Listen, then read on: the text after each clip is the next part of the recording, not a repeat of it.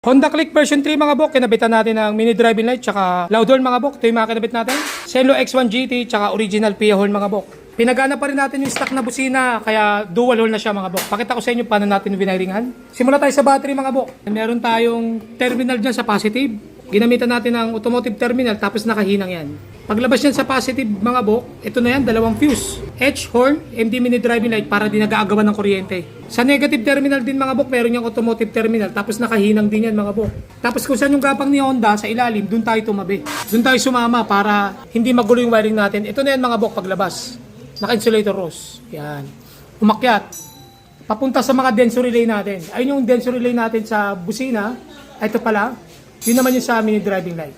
Ito naman yung balas ng mini driving light niya. Diyan natin nilagay. Ito yung dalawang original PIA horn.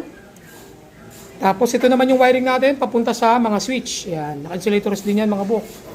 Domino switch. Tsaka passing switch nagpalagay si sir. Ito naman yung wiring natin sa stock na busina mga bok. Yan.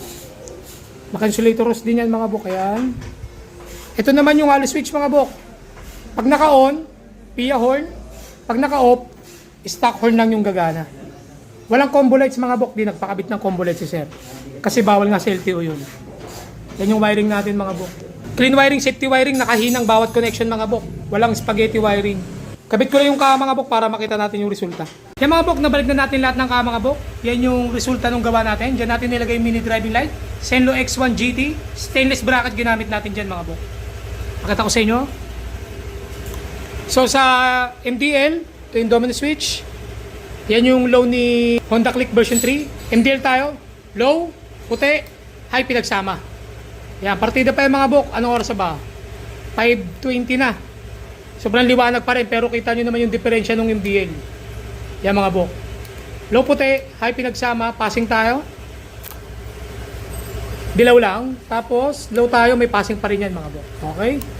Busina tayo. So pag ito naka-off, hindi siya nakalubog. Stock lang na busina. On natin. Pag naka-on na yan, mga bok, nakalubog na yan. Ibig sabihin niya, PIA horn na yan mga bok. Walang combo lights mga bok. Yan, kita. Rinig nyo naman mga bok. Sobrang lakas. Tapos sumasabay yung ilaw niyan mga bok. Pagka bumusina ka. Yun, umiilaw din yung hollow switch mga bok.